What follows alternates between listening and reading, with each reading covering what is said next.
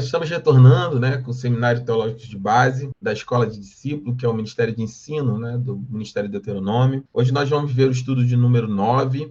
Eu estou aqui temporariamente, né, substituindo o pastor Rodrigo, se você está vendo essa aula gravada. Sei que muitos irmãos acompanham pelo nosso canal do YouTube. O pastor Rodrigo teve uma questão de saúde, está se recuperando e já estará aqui conosco em nome de Jesus. Mas nós vamos dar continuidade ao estudo de número 9, né, a interpretação da Bíblia. Mas antes eu gostaria de pedir ao Cristiano para orar. Você pode orar, Cristiano, para nós iniciarmos nossa aula em nome de Jesus? Amém? Amém, pastor. Amém. Amém. Senhor Deus, eu quero te agradecer por mais uma noite, Senhor. Essa noite de aula, de entendimento sobre a Bíblia, sobre a palavra de Deus. Eu queria te agradecer, Senhor, essa noite, que o Senhor vai de encontro também ao pastor Rodrigo para cuidar da saúde dele, que ele se restabeleça e volte o mais breve possível. Essa noite de hoje seja uma noite abençoada, Senhor, que o Senhor entre na mente do pastor Lúcio, que dê uma aula de entendimento, que seja de esclarecimento, Senhor, para todos nós alunos. Em nome de Jesus, eu te peço que essa aula de hoje seja uma aula abençoada. Em nome de Jesus, amém. Amém. Amém. Amém. Essa aula sobre a interpretação da Bíblia, né? Vou compartilhar aqui o material só para a gente pegar onde que eu estava com vocês. Ela é uma aula fundamental, né? Para vocês e para cada um de nós, né? Crentes, né? Nascido de novo, nós temos o entendimento de todo o contexto daquilo que as Escrituras nos oferecem como revelação de Deus e da sua palavra. Vocês provavelmente não, vocês vieram tendo aqui uma sequência de aulas, vocês começaram lá com os atributos sobre teologia, a primeira aula foi sobre teologia, né, o porquê da teologia, a teologia sistemática, né, como que é importante, né, do ponto de vista de uma fé madura, nós temos o conhecimento da palavra de Deus e o entendimento sobre a palavra. Não é que a teologia ela vem explicar Deus, não é sobre explicar Deus. Deus ele é insondável, ele é infinito. Né? Nós passaremos toda a eternidade conhecendo a Deus e ainda assim não seremos capazes de conhecê-lo, porque Deus ele é insondável, ele é infinito. E nós vimos isso justamente nos atributos de Deus, de como Deus se define, né, e como ele mesmo se definiu ao longo da revelação bíblica, né? E aí, por isso que vocês viram e entenderam a questão da revelação geral,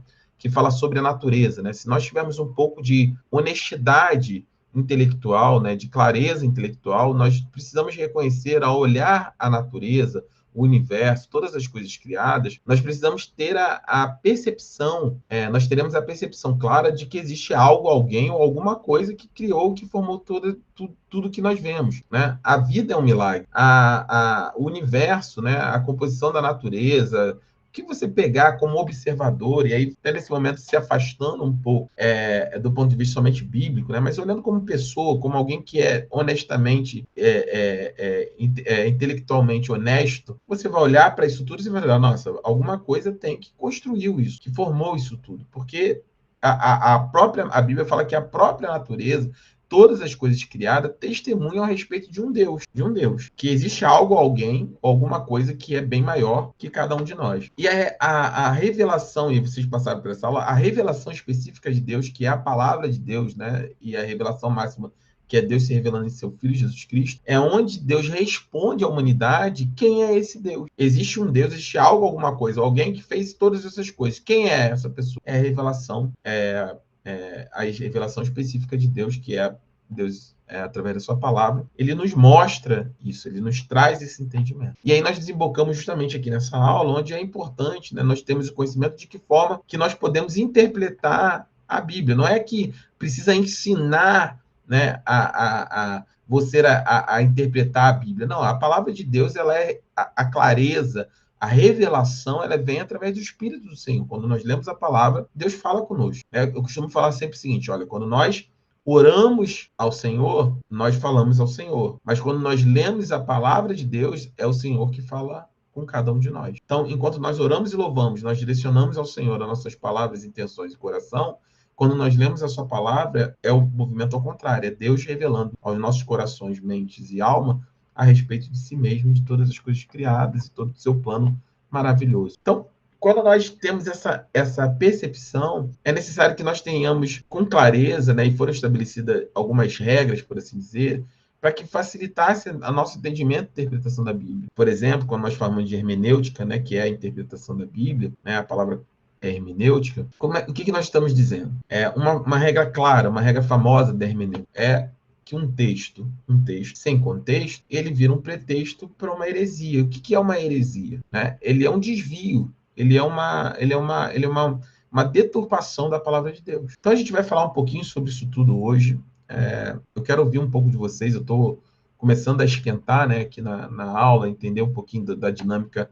Cada turma é um desafio, né, para nós que estamos dando aula, conhecer um pouco da dinâmica de vocês, né, que tinha o pastor Rodrigo, me esforçar, né, para tal altura da aula que ele ministrava, que eu sei que são excelentes, eu assisto todas as aulas que vocês têm. Quando eu subo para o canal do YouTube da igreja, eu assisto também, porque nunca é tarde para nós aprendermos, nunca é tarde para termos conhecimento. Então, é ouvir um pouquinho de vocês sobre o que vocês têm estudado até aqui, como é que tem sido essa experiência, para nós podermos entrar. E eu quero dar alguns passos atrás, até pela minha forma de dar aula, para que vocês entendam, eu possa acompanhar vocês. Eu quero compartilhar algumas coisas. Mas vamos lá, fica à vontade, Cristiano, Rayane, Eliane, Daniele, né? O que vocês lembram das últimas aulas? Como é que foi o impacto desse conhecimento até aqui? Vocês têm se sentido confortáveis? Tem alguma dúvida que vocês gostariam de esclarecer, que eu possa ajudar nesse momento? Senão a gente vai entrar aí na aula propriamente também. Alguém quer falar? Vocês estão tímidos hoje? Olha que eu assisto a aula de vocês. Vocês com o pastor Rodrigo falam bastante, hein? O que eu achei muito interessante, pastor, foi o esclarecimento que o pastor Rodrigo nos trouxe, né? Em questão da Trindade, né? Que ele falou sobre o adocionismo, o modalismo, o arianismo, né? E veio abrangendo uma série de questões, né? Conosco, falou sobre a comunhão na oração, a obra da salvação, né? E são assuntos, né, que muitas das vezes a gente deixa passar, né? Que muitas das vezes nós não estudamos a fundo, né? Nós sozinhos, né? No caso, a gente não pega para estudar essas coisas assim sozinho. E é importante saber, né? Aí falou sobre adoração, confissão, missão, transformação, né? A cada aula ele foi abrangendo alguns assuntos, né? Que eu acho importantíssimo cada um de nós sabermos, né? Para nós não sermos servos que estão ali na casa de Deus, né? Mas estão viajando ali na maionese sem saber muitas das vezes a fundo, né? Da palavra, dos significados, e muito importante isso. Amém.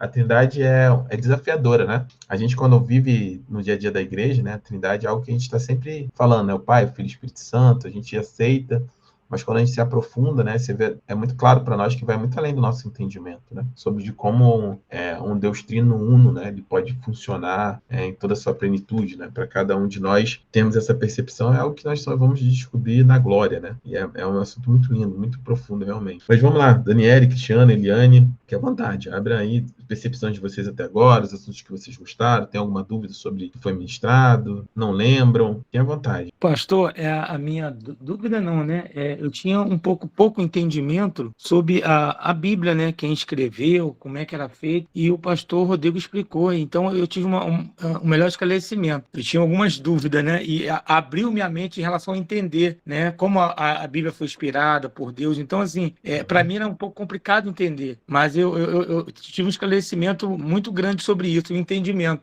Abriu minha mente para isso.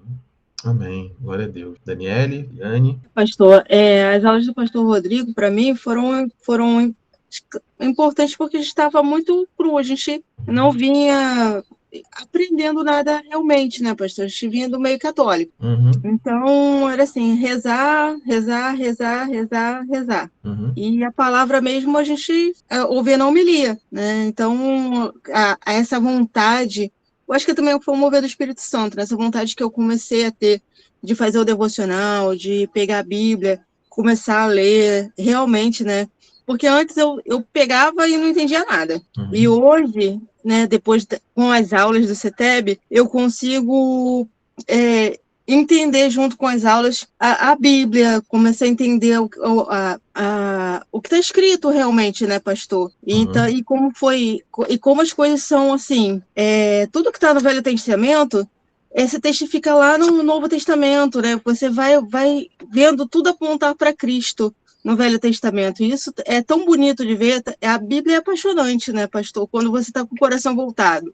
Sim. Eu não sei se vocês chegaram a falar aqui, né, pegando o gancho que o Cristiano falou, né, e sobre a inspiração da Bíblia, e e pegando um gancho do que você está falando, Daniel, vocês chegaram a falar sobre solas aqui, sobre os 5 solas da Reforma Protestante, sola Escritura, solus Christo, sola Deo Gloria, sola Fide, sola Sim, Gratia. Não foi falado, não. Falou assim no comecinho. Então, No então comecinho. só se for porque eu não peguei, como eu não peguei as primeiras aulas, ainda não estava com vocês, pelo menos eu não, entendeu? Eu não sei nada do que você está falando, porque eu não peguei as primeiras aulas, né? Foram Mas nas primeiras aulas, irmão. eu vou dar palavra para você, Mariane, mas só para a gente... Eu estou tentando pegar aqui para a gente ter um nivelamento, entender onde é que vocês estão estudados. Por que eu falo sobre isso, Daniele, Mariane, Cristiano, Rayane? Porque os solas são a base da Reforma Protestante, né? E por que isso tem a ver com o que a Daniele falou? A gente não precisa entrar nisso agora, mas essa sua percepção de que, olha, eu era católico e lá a gente tinha... a gente rezava e só tinha contato com a palavra e eventualmente não me lia lá, né, no tempo. Porque a percepção da Igreja Católica, né, a doutrina da Igreja Católica, por exemplo, ela estabelece, né, que a palavra de Deus não é a regra, não é a autoridade máxima em termos de fé. A autoridade máxima de fé é a Igreja. A revelação de Deus para o mundo é a Igreja. A Igreja ela é soberana. Então, a Igreja Católica Apostólica Romana ela é soberana nesse aspecto. A palavra é um desses elementos. Por isso que eles consideram que as bulas papais, né, os concílios e outras atividades, as bulas papais, por exemplo, têm o mesmo nível de revelação das escrituras, está no mesmo patamar. Então, a palavra revelada, ela é dada à igreja, a tradição oral da igreja. Então, por isso que você vai ver uma ênfase menor na palavra escrita, né, na Bíblia em si, nesse aspecto, porque eles entendem isso como uma continuidade. Então, o Papa é a continuidade dos pais fundadores da igreja, né? Pedro, enfim, a gente pode entrar em mais detalhe depois, mas a regra de fé não é a palavra de Deus, a regra de fé é a igreja, né? Por isso que fora da igreja católica não há salvação. Não é em Cristo, não é na palavra de Deus, não é em Cristo, é fora da igreja não há salvação, porque quem concede a salvação, quem tem o poder sobre a salvação é a igreja, nesse aspecto. Então, por que eu estava falando dos solas? Que quando vem a Reforma Protestante, em 1517, com Martinho Lutero, é justamente um movimento de questionamento dessas questões e por que os 5 solas são fundamentais, que são a base da nossa igreja, né? Porque quando você traz o sola escritura, né, somente as escrituras, nós assumimos que a escritura, depois eu posso passar para vocês os solas, ou vocês vão no canal do YouTube da igreja e procuram uma aula sobre a minha aula sobre Reforma Protestante. Só no canal da igreja, lá no YouTube, procura lá, Reforma Protestante, e vai falar sobre isso. Então, só a Escritura fala que somente a Escritura é a autoridade de fé sobre a igreja. A gente rejeita qualquer outro livro, carta, escrito que tente se colocar no mesmo nível das Escrituras. Somente a fé, ou sola fide, que somente a fé em Jesus Cristo é capaz de trazer a salvação. Ninguém tem o poder de salvar alguém, a não ser a fé em Jesus Cristo por meio da graça. Por isso, sola gratia, né, que a gente não acredita que são por obras, por indulgências, né, que no movimento católico histórico, né, da compra de indulgência, você podia comprar uma indulgência para salvar o seu tio, o seu avô que tinha morrido, né, a compra de indulgência era algo que existia na época de Martinho Lutero, quando começa a Reforma Protestante. Então, sola gratia, somente a graça, através da graça o homem é salvo, de acordo com Efésios 2,8, né, pois vocês são salvos pela graça, mediante a fé, isso não vem de vocês e nem de obras para que glorie, né? E sola Deus glória, somente a Deus glória. Então, a glória não está nos seus feitos, não está no que você faz, não está nada do que possamos fazer ou realizar atribui, é capaz de nos salvar, porque a glória pertence somente a Deus, né? E por último, solos Cristos, que somente em Cristo Jesus existe salvação. Então, isso tudo a gente pode ir falando ao longo desse processo, mas eu estou nivelando aqui, eu vou abrir aqui essa base. Deixa eu ver a irmã Eliane, eu quero voltar em algo que o Cristiano... Eu não vou focar diretamente hoje no material da interpretação da Bíblia, que eu quero nivelar aqui para me entender também como é que vocês estão, para me poder, a partir daí, eu pegar nessa aula executiva até que o pastor retorne. Mas a irmã Eliane, fique à vontade para abrir seu microfone e falar também agora, minha irmã. Em nome de Jesus. Então, o que eu falei no começo, começo das aulas do pastor Rodrigo, eu não estava, né? Não participei. E o que eu entendi é que a Bíblia é verdadeira? Sim, não se pode tirar uma vírgula do que está escrito na Bíblia. E que a gente lê a Bíblia, a gente tem que entender o que está ali. entendeu? Porque não adianta você ler a Bíblia e não entender, entendeu? E foi até que eu falei, não, mas não se pode tirar uma vírgula da Bíblia, porque senão, né? Sim. E a palavra de Deus, ela é verdadeira, entendeu? E quando a gente fala sobre isso, né? Quando nós falamos sobre isso, é justamente nesse aspecto, assim, vou colocar aqui no chat aqui, que eu já estava achando enquanto você estava falando, colocar o link aqui, ó, para vocês, dessa aula sobre a Reforma Protestante, lá no canal nosso do YouTube, deixei o link aí no chat. E é justamente essa é a questão. Assim, por que a Reforma Protestante ela precisa ser a base de tudo que nós estamos conhecendo? Por que a nossa igreja é baseada nisso, né? Nós nos definimos como uma igreja reformada, né, de base cristã protestante, como é que funciona? Porque é exatamente a partir daí que nós temos essa percepção clara. Porque o que acontece, irmão? Quando vem a Reforma Protestante, o que é estabelecido? É restabelecido o sacerdócio universal do crente. Então, o que acontecia antes, por exemplo, eu estou falando da Igreja Católica por causa da Reforma Protestante, né? As missas eram rezadas em latim, poucas pessoas do clero, do alto clero, né? Dividia em alto clero e baixo clero, tinham acesso às escrituras, né? Ninguém entendia o que era lido porque era em latim. Com a Reforma Protestante, o primeiro livro impresso na peça de Gutenberg, que é a base da imprensa moderna, é uma Bíblia traduzida por Lutero, né, do latim, da escritura judaica, para o alemão. Então, a Reforma Protestante restabelece o sacerdócio universal do crente. O que é sacerdócio universal do crente? Não existe intermediário entre você e Deus. Não existe pastor, padre, qualquer outra pessoa. Nós temos o acesso livre, né, a Deus através de Jesus Cristo, através da sua palavra. Por isso que o acesso à palavra, a leitura da palavra, para você ter uma ideia, isso é tão importante que na Revolução Industrial, por exemplo, as escolas dominicais, que hoje a nossa CETEB aqui é online, por conta da modernidade, mas antigamente era ainda em muitas igrejas, né, dentro da igreja, as escolas dominicais, por exemplo, elas se chamam escolas porque ela era a base fundamental da alfabetização, por exemplo, das pessoas, né, que não sabiam ler e escrever. Muitas delas foram alfabetizadas dentro das escolas dominicais, porque justamente por esse princípio de acesso às escrituras, de cada cristão poder entender a palavra de Deus, ter acesso à palavra de Deus, conhecimento da palavra de Deus, essa é a base fundamental da fé cristã, porque Joel fala sobre isso, né? Ou Amós fala que o povo de Deus perece pela falta de conhecimento. Crente que não conhece a palavra de Deus, crente que não entende as escrituras, ele é fadado, ele está exposto a ser levado de um lado para o outro, como diz em Efésios capítulo 4, como criança, né? Pela mão, como criança por ventos de doutrina, ser enganado, né? Na sua... Mas fala aí, Rodrigo. Rodrigo não é Cristiano, né? Pode falar, Cristiano, no nome de Jesus. Não, pastor, porque pelo menos me corrija se eu estiver errado. A informação ficava com a Igreja Católica, as escrituras, as pessoas não tinham acesso. Isso, por isso que houve essa revolução, não é isso? Do Lutero, que teve informação, que teve o entendimento. A Igreja Católica não passava para ninguém. Eles retinham o reconhecimento, não. Eles retiam as escrituras e falava aquilo que convenham. Então, assim, ninguém tinha acesso. Só que a Bíblia é inspirada por Deus, todo mundo tem que ter acesso. Então, isso é muito contraditório, porque é o homem dizendo o que tem que ser feito e não deixando que Deus faça. Exatamente isso. Porque o que acontece? E isso, a gente pode ir numa discussão muito mais profunda, tá? Eu estou numa aula mais solta hoje, tá, irmãos? Por isso, não se preocupem com a questão da apostila. A gente estou nivelando, entendendo, né? Pegando um pouquinho do que vocês têm como base até aqui. Por isso que, por exemplo, né? Eu vou entrar no movimento protestante, que isso é importante na nossa igreja, porque faz muito sentido as coisas que eu prego, por exemplo. Você tem a reforma protestante, ao rompimento do protestantismo com a Igreja Católica. Vamos falar agora do protestantismo. Nós temos o protestantismo histórico, que são as igrejas tradicionais, né? Congregacionais, presbiterianas, as batistas tradicionais, etc. E aí, em 1920,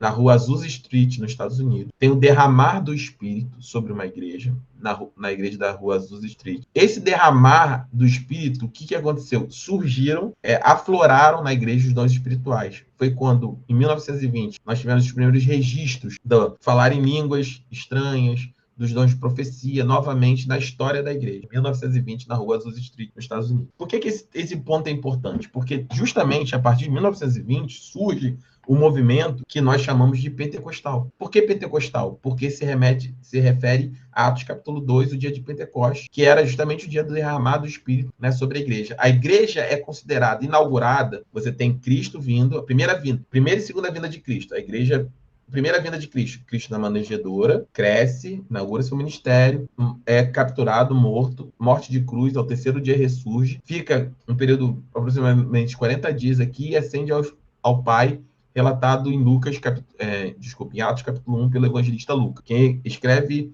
Atos é o evangelista Lucas, que escreveu o Evangelho de Lucas, que não era de Cristo, mas era o médico amado, né? Ele acompanhou o ministério, provavelmente estava em torno ali, mas ele não era um dos 12, por exemplo. Mas ele acompanha Paulo nas viagens missionárias e tal. E o Evangelho de Lucas é muito lindo, porque ele começa quase que uma pesquisa, né? A gente pode falar dos evangelhos depois, mas ele começa com uma pesquisa quase que científica, né?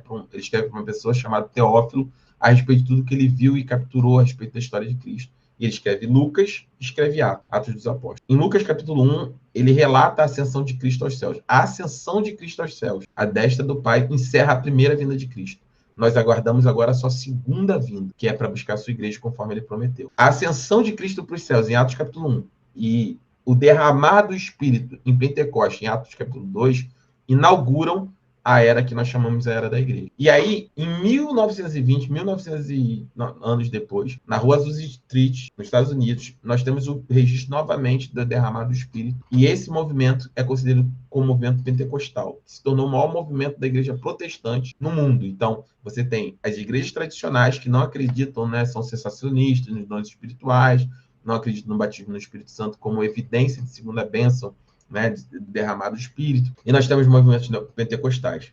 Parece que eu estou andando muito longe, mas não me perdi na pauta no que nós estamos falando, que você falou, Cristiano, eu vou chegar exatamente. E aí o movimento pentecostal, aí surgem as assembleias, surgem as igrejas batistas renovadas, a Igreja de Deus e Amor, enfim, aqui no Brasil, né, com a chegada do pentecostalismo no Brasil. E aí, depois do movimento pentecostal, né, nós somos uma igreja pentecostal, amém? Nós cremos nos dons do Espírito. Existe um outro movimento, que são os movimentos neopentecostais, que é um movimento que nós combatemos. Por que são os neopentecostais? E aí você tem uma série de igrejas que nós consideramos como igrejas que se desvirtuaram daquilo que é o propósito de Deus. São as igrejas que nós vemos que não centram no ensinamento das Escrituras, que focam na teologia da prosperidade, na teologia coach. E a gente pode falar de várias igrejas aqui, diversas churches, igrejas como Igreja de Deus, Mundial de Deus, Igreja Universal, várias igrejas que a gente considera e classifica como igrejas neopentecostais. E qual é a característica dessas igrejas? Foco em um único líder, né? Existe um dono da igreja, existe uma pessoa que é o responsável, dono pela igreja. E principalmente a abstenção no ensino da palavra. Quando você abstém, aí chegando no que você falou, a igreja católica era dona do conhecimento. Os movimentos neopentecostais traz justamente isso. Você tira a ênfase do conhecimento da palavra, então nós não empreendemos mais das escrituras, nós não aprendemos mais do conhecimento, nós não aprendemos mais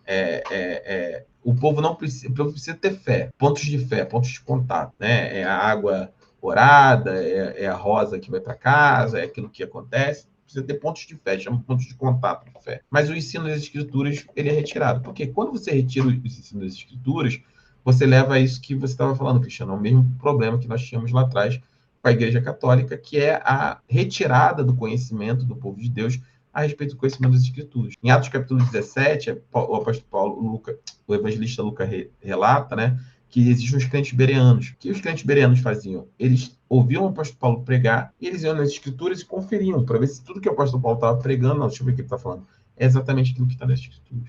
E nós precisamos ser crentes bereanos nesse aspecto. Quando você tira o conhecimento do povo de Deus, você transforma o povo de Deus em massa de manobra. É muito mais confortável para mim não ensinar nada a vocês, para mim que eu digo assim, para um líder que está mal intencionado, não ensinar nada a vocês, eu disse, não, Deus faz isso, Deus me revelou. Porque se você chega para mim, por exemplo, Cristiano, e fala assim, olha, pastor, eu senti isso no coração, eu falo, não, Cristiano, olha, mas Deus me tocou no coração que é para fazer de outra forma, ou para te tirar. Né? Quantos gente tem irmãos aqui que são há muito tempo de igreja? Quantas pessoas são retiradas, né, ou tiradas de algum lugar? Vou tirar... A Rayane está lá no Mistério de Louvor, louvando a beça. Eu tiro a Rayane para botar a minha irmã. Aí, qual é a justificativa aqui? Eu dou, não, que Deus falou comigo, Deus tocou no meu coração, e aí toda a discussão, né? Que Deus falou, se Deus falou, que sou eu para não falar? Porque quando você leva para esse aspecto, você tira do povo de Deus a capacidade tanto de questionamento quanto de raciocínio, e isso é inegociável para nós na nossa igreja e deveria ser inegociável para o povo de Deus. Nós somos protestantes, nós somos um povo que protesta, né? Nós somos protestantes. Nós protestamos, questionamos lá atrás um sistema religioso, um sistema dogmático que afastava o povo de Deus da palavra de Deus e tirava a autonomia, o sacerdócio universal do crente. Nós somos um povo que protesta. E ser um povo que protesta, nesse aspecto de questiona, quer conhecer, quer entender, é fundamental para a nossa fé. Para uma igreja saudável, para um cristão saudável, nós precisamos ter o conhecimento para podermos questionar e aprender a respeito de Deus e da sua palavra. Pode falar, Raia. É por isso, então, pastor, que é muito importante a gente, por exemplo, se alguém vier até nós, né, revelando algo que Deus colocou no coração dela para que revele, né, para a nossa vida, é importante que haja confirmação bíblica, né, porque eu acho que toda revelação, ela vem com uma confirmação bíblica também junto, né, com a confirmação da palavra de Deus. É por isso que nós precisamos ler a palavra, nos aprofundar para estarmos ligados também nessa questão. Esse ponto de revelação de dons espirituais, vocês vão chegar aqui no seminário teológico, no módulo 3 a gente fala sobre isso, no módulo 4. Mas eu tenho aulas sobre isso, eu tenho aulas sobre dons espirituais no canal do YouTube da igreja, se quiserem procurar lá, tem sobre isso. Não quiserem esperar 2 anos, né, 1 ano e pouco para chegar nisso. Mas o que é importante disso? E a gente fala sobre uma testificação bíblica. Não existe, por exemplo, eu vou dar o exemplo mais absurdo, tá? Alguém chegar para mim e falar assim, Deus está me revelando que você tem que casar com aquela mulher. Como assim Deus está revelando que eu tenho que casar com aquela mulher se eu já sou casado com a pastora Tatiana? Sim. Né? Assim, a Bíblia não pega a separação, a Bíblia não pega o adultério, a Bíblia não prega a poligamia. E isso vai se estendendo a outras coisas. Nós vivemos em tempos muito difíceis, né? Onde homens são exaltados porque revelam o CPF das pessoas, né? Porque revelam o endereço, o telefone, sei lá o que revelam. Mas a pergunta é, o que isso edifica a igreja? Nas aulas de dons espirituais eu falo sobre isso e mostro na Bíblia que o papel do dom espiritual é a edificação da igreja. Por que eu oro? Por que eu profetizo? Por que Deus deu o dom de profecia? Por que Deus deu o dom de cura? Por que Deus deu o dom de palavra de sabedoria, ou palavra de conhecimento? Qual é o propósito? O propósito ele tem que ser um só, a resposta tem que ser uma só. Glorificar o nome de Deus e edificar a sua igreja. Se não edifica a igreja, não serve. Então a pergunta é, o que edifica a igreja? Eu ser tomado de profecia e revelar o CPF do Cristiano. A pergunta... Exatamente. Então, assim, nós não podemos... Eu estou dando essa palhinha aqui, isso tem a ver com nós sermos protestantes, nós precisamos ter a capacidade de questionar. Porque um crente que não questiona, ele é levado de um lado para o outro de qualquer forma. Eu estou há 25 anos no Evangelho, eu já vi das coisas mais absurdas. Eu já vi pessoas quererem orar pelos órgãos genitais de outras pessoas. E as pessoas vão. Por quê? Porque perderam a capacidade de questionar. Falando, olha, peraí, isso aqui não é de Deus, isso aqui não pode ser dessa forma. Então, o propósito do seminário teológico, né, muito além de bem distante, talvez, de dar uma base somente teológica, né, institucional, institucional não seria bem a palavra, assim, acadêmica, né, seria a palavra, só para conhecimento, é dar justamente despertar em vocês, como crentes nascidos de novo, a capacidade de questionar. E com conhecimento, com essa base, vocês vão ter capacidade de questionar, de conhecer, de entender. De falar, olha, isso não é de Deus, não. As pessoas têm medo de dizer assim, não, olha, isso não é de Deus. Eu não posso entrar na igreja lá, dizendo que eu fui para Israel, com 150 quepar, vou botar quepar, chapeuzinho de Israel, dizer assim, olha, eu fui para lá, Deus me revelou, esse quepar é ungido, eu estou vendendo por R$1.000 aqui, vou levantar R$70.000 aqui só em quepar. Você tem que ter a capacidade de olhar para isso e falar, não, meu irmão, Deus não está nisso, não está nisso. Pastor, sem querer te interromper, mas isso não é brincar com a fé da pessoa, às vezes as pessoas estão tão atribuladas, eu já vi também, como eu falei, eu também sou de igreja desde que eu nasci. Então, assim, eu já vi acontecer coisas que... Entendeu? E esse negócio de, porque Deus revelou, não sei o quê. Eu sei quando Deus revela alguma coisa para mim, eu sei. Se alguém vier falar para mim, falar assim, Deus já vai revelar assim, então tá. Porque eu viro para a pessoa e falo, tá bom, irmão, vamos orar junto, eu vou orar por você e você ora por mim, porque eu não vou aceitar qualquer palavra. E que as igrejas hoje em dia realmente é mais, assim, venda, virou comércio, entendeu? E a gente não pode aceitar qualquer coisa que as pessoas vêm falar pra gente. Eu só aceito se você me mostrar na Bíblia que o Senhor está revelando para mim alguma coisa, eu vou aceitar. Fora isso, eu descarto. A Bíblia diz para a gente não julgar o profeta, né? Julgar a profecia. A gente fala mesmo, eu vou orar, recebi. Quando é de Deus, testifica. Mas o que eu quero dizer, e a gente vai caminhar... Parece que eu estou, assim, divagando entre vários assuntos, mas tudo isso, ele passa pela linha mestre do Seminário Teológico de Base, de tudo que vocês estão aprendendo. O objetivo aqui não é formar teólogos, o objetivo aqui é formar crentes nascidos de novo com conhecimento para questionar, para não serem enganados, para terem o poder de ensinar a outros, que ensinarão a outros, é o principal do estabelecimento de Timóteo. Porque qual é a questão aqui? Falando, por exemplo, do que a irmã está falando, né, sobre a questão desses aspectos. Quando nós não temos o conhecimento bíblico, nós não temos a capacidade de questionar, a gente é levado dessa forma. Nós precisamos ter o conhecimento para podermos dizer assim, olha, meu irmão, você me desculpa, mas isso não vem de Deus. Ah, mas isso... Aí tem gente que fala assim, vai para outro extremo. Estou botando o extremo assim, do ingênuo, que é enganado, aí eu estou botando agora o outro extremo, daquele que descobre e é escandalizado. Tanto o ingênuo que é enganado é por falta de conhecimento da palavra, quanto aquele que se escandaliza e se afasta da igreja por falta de conhecimento. Porque isso sempre houve. Isso não é agora, não é nosso tempo, nossos tempos estão... Não, sempre houve. O que Jesus faz quando ele entra no templo de Jerusalém? Ele se revolta e faz o quê? Destrói tudo. Tira o comércio. Você sabe qual era o comércio que existia ali na época? Eu vou só de maneira bem rápida. Quando é estabelecida a lei, eles precisavam ir até um tempo para sacrificar, né? Isso pelos pecados. Lá o cordeiro, a pombinha, a rolinha, tipo, levar um animal lá, botar o cordeiro. Levar um cordeiro lá para sacrificar pelo pecado. Só que isso fica simples se você vem, por exemplo, dá um exemplo aqui, se você sai de Neves para o centro de São Gonçalo. Agora, se você vem, por exemplo, de Campos para centro de São Gonçalo, é muito longe. Então, estabeleceu-se por Moisés e disse assim, olha, então você pode trazer o valor do cordeiro em dinheiro, em vez de trazer o cordeiro puxado pela corda, viajando 15 dias pelo deserto, você traz o valor em dinheiro do cordeiro, em peso do cordeiro, e compra um cordeiro perfeito, e você sacrifica, para facilitar esse processo da lei de sacrifício, né, do rito sacrificial. E aí, o que aquelas pessoas estavam fazendo?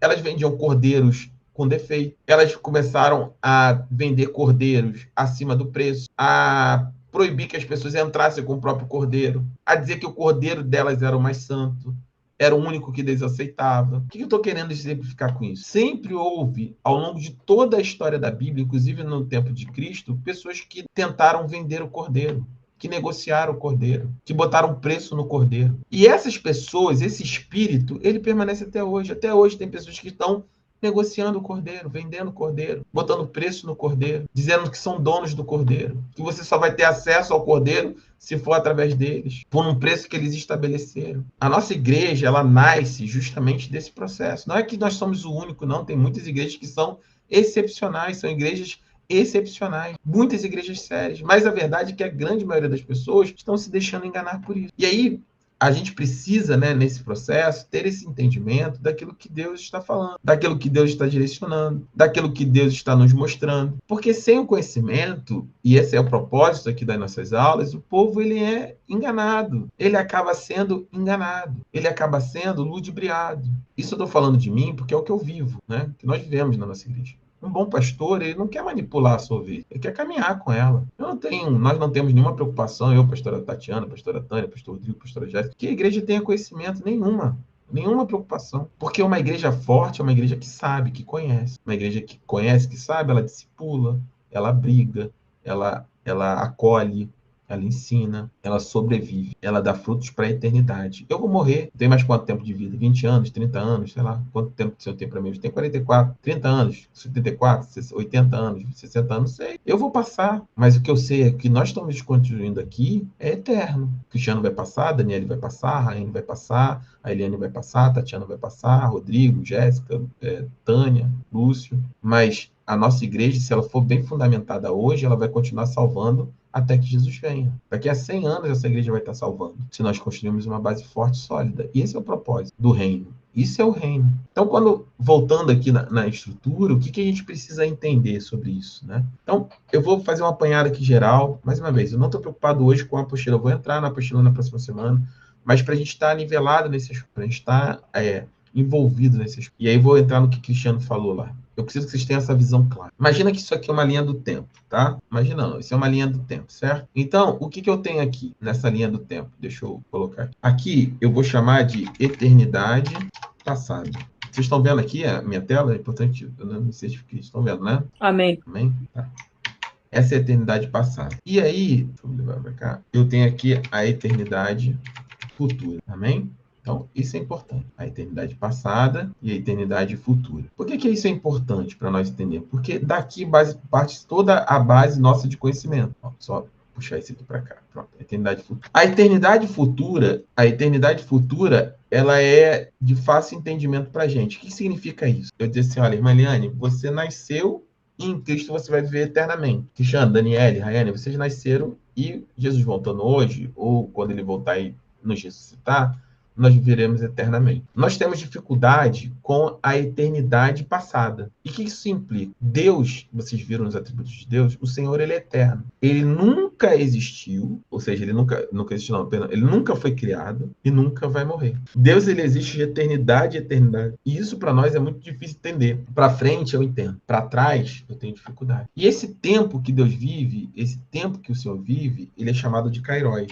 E esse tempo que Deus vive, ele é chamado de Kairos. Ele é o tempo de Deus. Ele é o tempo. Deus, ele não está no mesmo tempo do homem. Deus, ele tem um tempo que é dele, que é o Kairos de Deus. Deus vive de eternidade a eternidade. A gente pode fazer um exercício aqui bastante honesto, porque isso, eu estou fazendo isso que isso é a base daquilo que nós estamos falando. Porque se a gente entrar na interpretação bíblica, sem ter a certeza de que, mas a Bíblia fala, mas a ciência fala, aquilo fala, nós precisamos ter a convicção do que nós estamos crendo, lendo, para a gente poder ter essa certeza daquilo que nós estamos aprendendo e pregando. Quando eu falo de nós temos, esquece nesse momento somente uma visão bíblica. Vamos ter um exercício intelectual, claro. Eu sempre falo sobre isso. Vamos fazer exercício aqui do Pai de Deus. Vamos, por um minuto, a gente esquece a Bíblia. Fala assim, não, tá bom, então vamos admitir que Deus não existe de eternidade passada. Deus foi criado. Tá bom. Se Deus foi criado, alguém criou Deus. Vamos chamar esse alguém de Pai de Deus. Bem?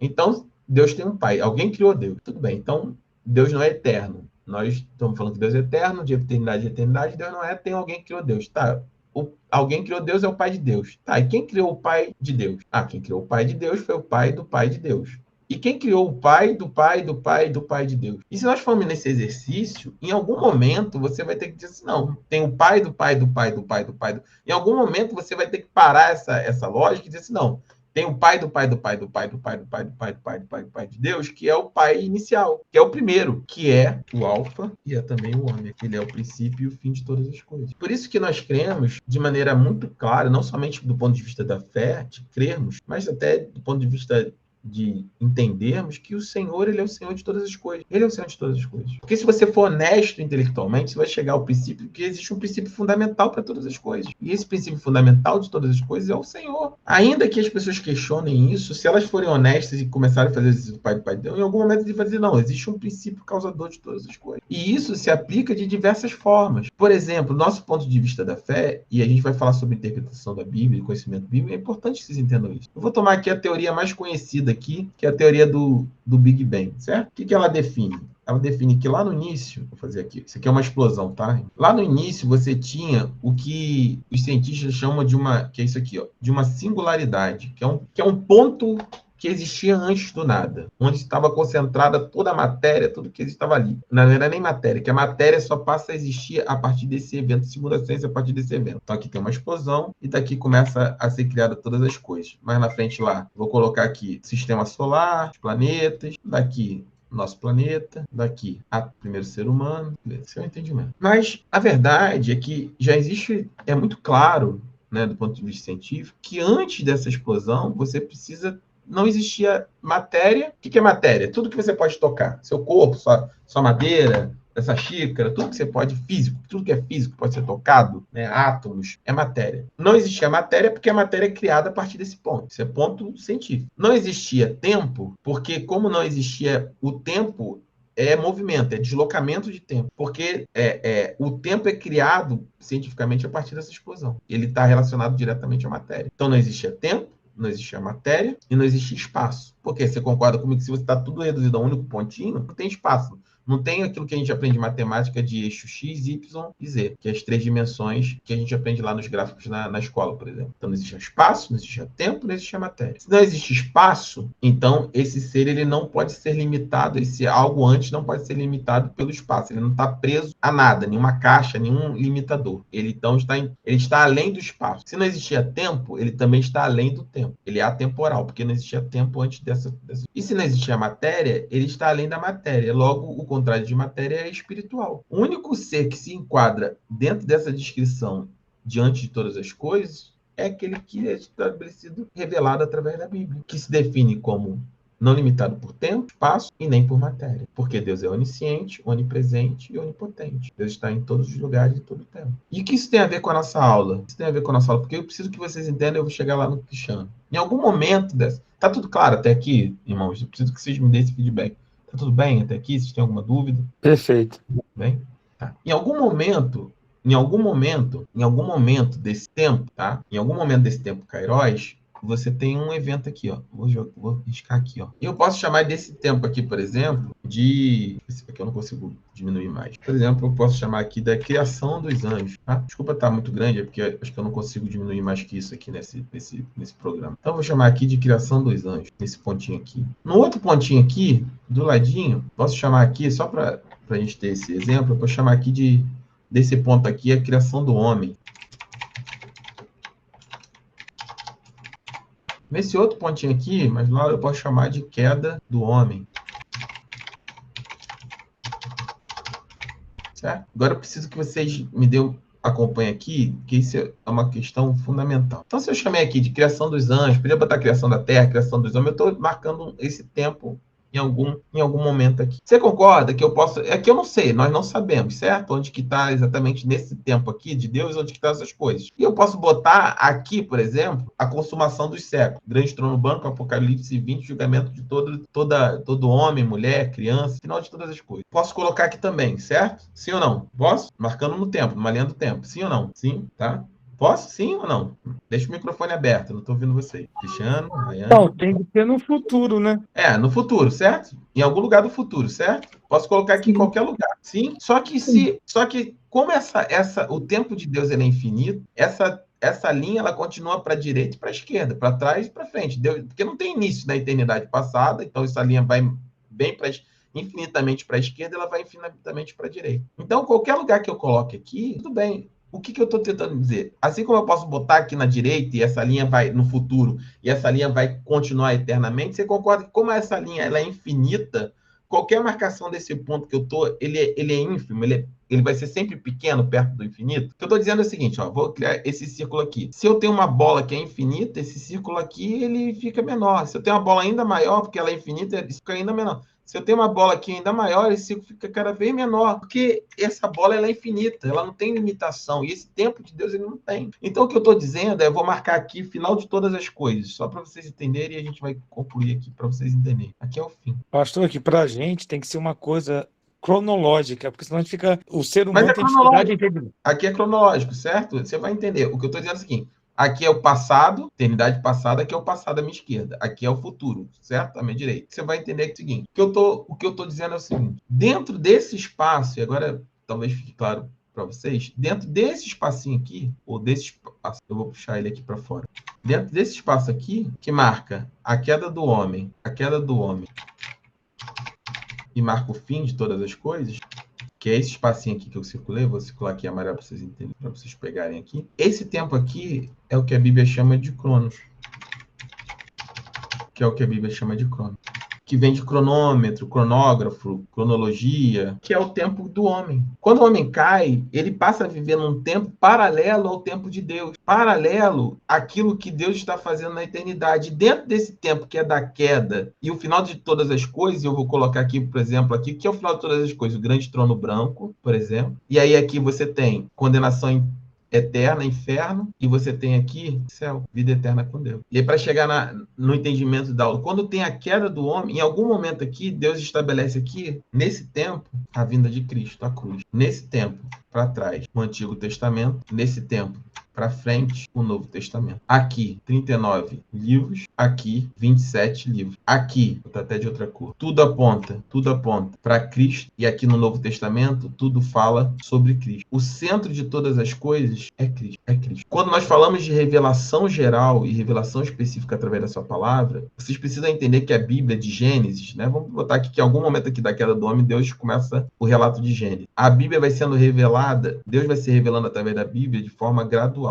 até a revelação máxima que é em Cristo, em seu Filho, a face visível do Deus invisível. Por isso que tudo no Antigo Testamento e tudo no Novo Testamento vai falar sobre Jesus, vai apontar para Jesus. Você vai ver o Cordeiro sendo morto lá em Israel, no tabernáculo, e você vai apontar para o Cordeiro de Deus que seria morto pelos pecados do mundo. Você vai ver os evangelhos falando sobre Cristo, sobre a obra de Cristo, a obra redentora de Cristo, da nossa esperança em Cristo, da salvação em Cristo, tudo é sobre... E isso é fundamental para mim, para você como cristão, porque a nossa fé ela precisa ser cristocêntrica. Cristo precisa estar no centro de todas as coisas.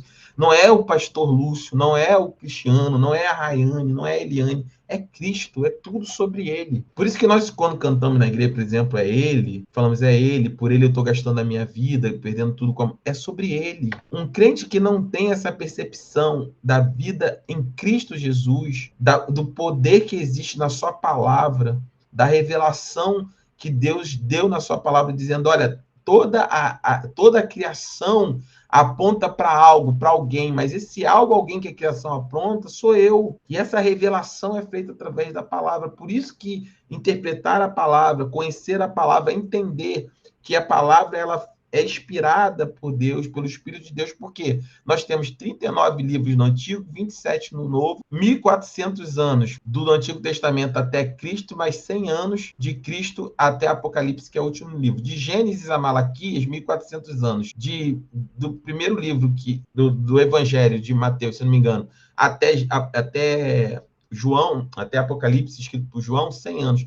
1.500 anos, 40 autores, e a Bíblia, quando você lê ela é uma coisa só. A Bíblia ela não se contradiz, a Bíblia ela não se desdiz, a Bíblia ela não fala uma coisa num capítulo e fala em outro. Deus usou 40 pessoas diferentes, homens, mulheres, reis, vaqueiros, músicos, profetas, homens de interior, homens simples, homens com conhecimento, príncipes como Daniel. Deus usou quem ele quis, da forma como ele quis, independente de quem ele usou e da forma como ele usou e do grau de escolaridade, do grau de dinheiro, não importava. Deus sempre falou a mesma coisa durante todo esse tempo através de seus profetas e de uma maneira uniforme. Por isso que a Bíblia ela é tão apaixonante, ela é um livro impressionante, porque de Gênesis a Apocalipse você tem uma unidade, e essa unidade aponta para Cristo, para o Espírito do Senhor que conduziu e inspirou todos esses homens ao longo de todo esse tempo. Por isso que quando nós olhamos para a palavra, interpretamos a palavra de Deus, a gente nunca pode perder de centro Cristo. Não é sobre a teologia da prosperidade, não é o quanto que você ganha servindo a Deus,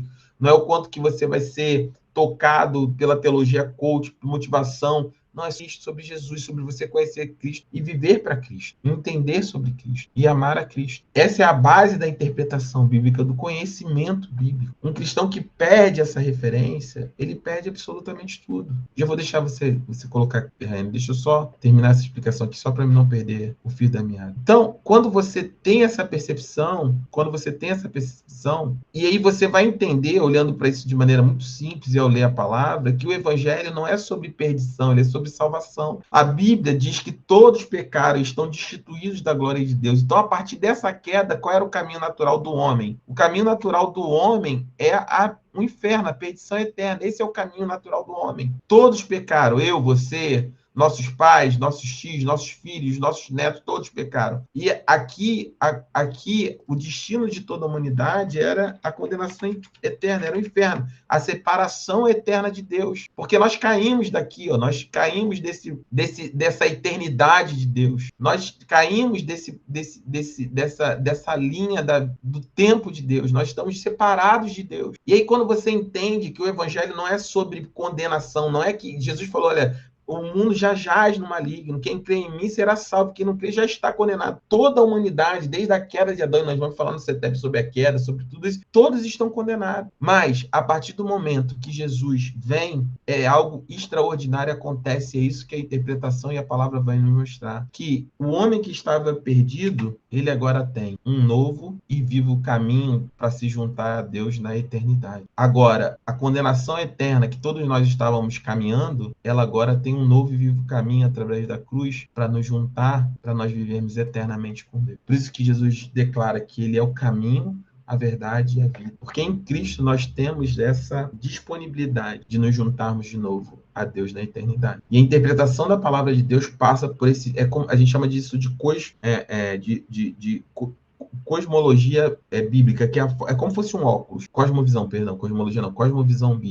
Que é como se fosse um óculos. É a lente que você olha o mundo. Quando nós nos convertemos, nós passamos a olhar o mundo sobre as lentes do Evangelho. E a palavra é justamente essa revelação. Amém? Pode perguntar, Reni. Desculpa.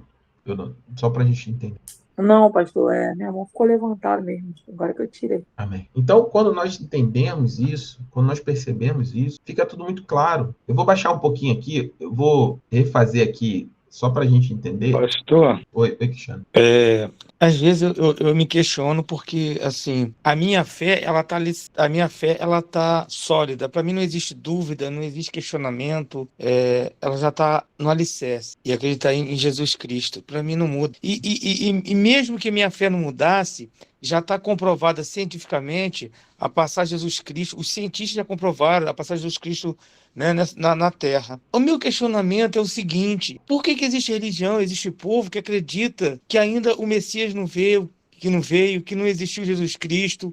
Por que gente ainda idolatra santos, deuses? Assim, existe uma palavra de Deus ali. Até eu que sou um leigo já li, e não é só por fé, não.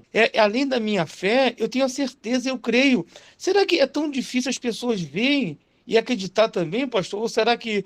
Eu queria entender, ou será que eu não tenho um entendimento maior? Ou será... Porque é tão difícil entender, está na palavra de Deus, está ali, é concreto, não é só fé, é comprovado. Por que tem gente que acredita que não existe Jesus Cristo, que ainda vai vir um Messias? Eu não consigo compreender, eu não consigo ter essa visão, entendeu, pastor? Uhum, uhum.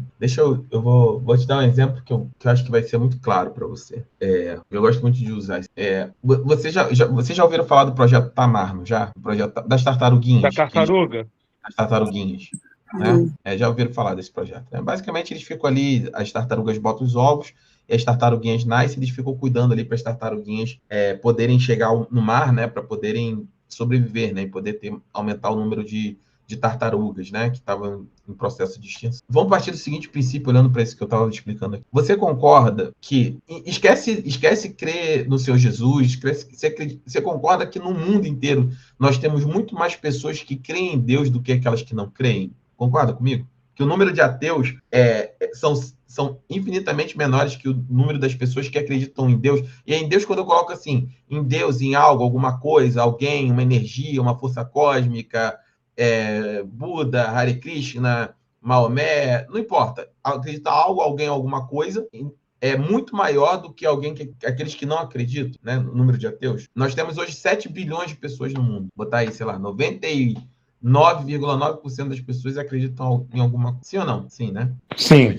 A gente vive nisso. Sim, sim. Então, o que isso nos aponta, né? O que isso nos aponta? O que isso vai nos apontar? Que a humanidade, ela nasce com algo dentro dela, que é crer em algo. O coração do homem nasce com esse vazio de precisar acreditar em alguma coisa. Não interessa em quê? Se é numa árvore, se é num pedaço de pau, se é na energia, se é numa mandala, se é numa... Não importa, numa energia, em espíritos.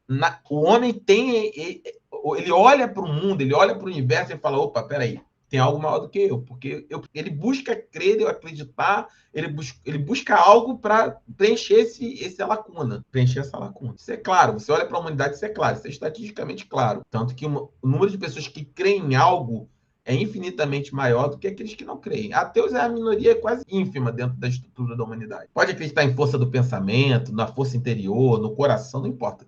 O homem, ele nasce com a necessidade de crer em algo. Isso é claro, você olhando para a humanidade, isso não é nem questão de fé, de bíblica, é uma questão de percepção. E por que eu te dei o exemplo das tartarugas, você vai entender? As tartaruguinhas, quando elas nascem, você concorda que quando a tartaruguinha nasce, ela nunca viu o mar? Ela nunca viu o mar. Ela não sabe o que é o mar. Ela nunca mergulhou no mar, nunca entrou no mar, nunca nadou no mar, nunca sentiu o gosto, a temperatura. Ela nunca teve no mar, nunca teve na água do mar. Mas quando elas nascem, elas têm um instinto dentro delas, elas têm algo dentro delas que dizem que ela precisa procurar o mar. Muitas dessas tartarugas, eu não estou falando de alguém direcionando, mas assim, vou estar na natureza geral, muitas dessas tartaruguinhas, elas nascem com o instinto de procurar o mar. Algumas delas vão em direção ao mar. Outras vão no sentido contrário. Vão para a areia escaldante, vão para a boca de um predador, vão morrer no meio do matagal, vão secar no sol até não conseguirem mais, mas elas têm algo dentro delas que diz que elas precisam encontrar o mar. O homem não é diferente. O papel do diabo é justamente confundir essa necessidade. Graças a Deus, Cristiano, eu, você,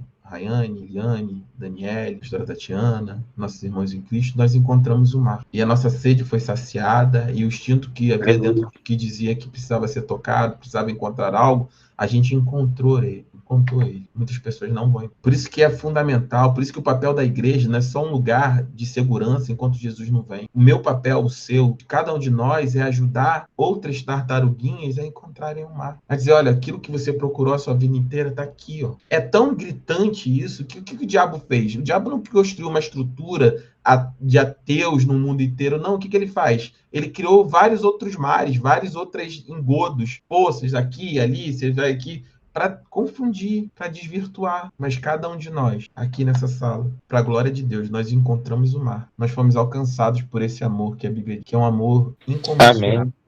Então, por isso que essa sua percepção e incômodo é justamente o que tem que ser, aquilo que nos move, é falar para as pessoas, olha, tem solução para a sua vida. Não adianta eu entrar numa aula aqui de interpretação da Bíblia se nós não entendermos isso. A palavra evangelho, nós vamos ver na próxima aula, significa boas novas. Essa é a boa notícia de Deus para o homem. Olha, tem salvação. O caminho que levava à perdição, agora existe um novo e vivo caminho que leva cada um de nós de volta para Deus. Esse é evangelho. Isso são as boas novas. Evangelho significa boas novas. É isso que nós fomos levados, impulsionados por Deus, para nós falarmos, dizer assim, olha, existe solução, existe salvação para o homem perdido, existe algo que pode mudar a minha e a sua vida. A minha e a sua vida. Então, por isso que nós entendemos e conhecemos a palavra de Deus, ele é fundamental. E eu vou encerrar aqui, para nós termos a certeza absoluta daquilo que cremos, daquilo que fomos alcançados e de quanto nós somos felizardos. Por isso que Jesus fala, bem-aventurados, felizes são vocês que foram alcançados, que tinham sede de justiça e serão saciados. Nosso papel como igreja é conhecer a palavra de Deus, não para nós somente, mas que nós possamos estar aptos a ensinar a outro, que esse desejo pelo mar, que essa vontade de encontrar o mar, ela é algo que pode ser saciado a partir de Cristo Jesus. Por isso que entender a palavra e conhecer a palavra é fundamental. É fundamental para todo aquele que crê, para todo aquele que vive e para todo aquele que espera a gloriosa retorno do Senhor, para nos salvar e nos levar para morarmos eternamente com Ele. Amém? Amém. Amém. Que Jesus possa abençoar a vida de vocês. Desculpa, eu passei 7 minutos aqui da aula, mas é importante a gente ter esse alinhamento de base. Senão a gente fica só num processo assim, de acúmulo de conhecimento sem propósito. E o reino ele é movido por propósito. Conhecer para anunciar. Anunciar para salvar, porque Deus tem uma boa nova para o homem. O abismo que nos separava dele foi retirado através de um novo e vivo caminho em Cristo Jesus. E para isso, cabe somente aceitarmos, de graça, sem preço, sem esforço, graça, gratuitamente. Vamos orar? Em nome de Jesus. Amém? Você pode orar, Cristiano, para nós encerrarmos a nossa aula, em nome de Jesus? Posso. Eu só queria agradecer tanto o senhor quanto o pastor Rodrigo, porque eu acho muito importante esse esclarecimento, esse ensinamento.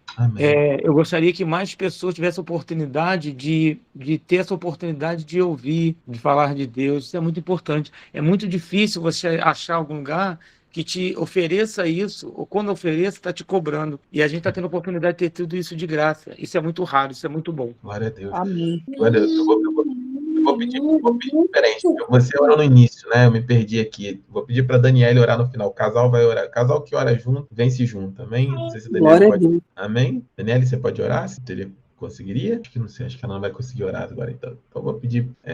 Ora então, Cristiano, em nome de Jesus. Depois nas outras aulas, eu peço às outras irmãs para orar. Ora em nome de Jesus. Vou orar aqui, pastor, então. Amém. Senhor Deus, eu queria agradecer, Senhor Deus, mais uma oportunidade dessa aula abençoada, essa aula maravilhosa hoje. Senhor, queria te agradecer, Senhor. Queria te agradecer de todo o coração por todas as pessoas que estavam aqui presentes nessa aula hoje, pessoas que não puderam estar também, pela nossa igreja, pelo pastor Rodrigo, pelo pastor Lúcio, que abençoe todos nós, Senhor.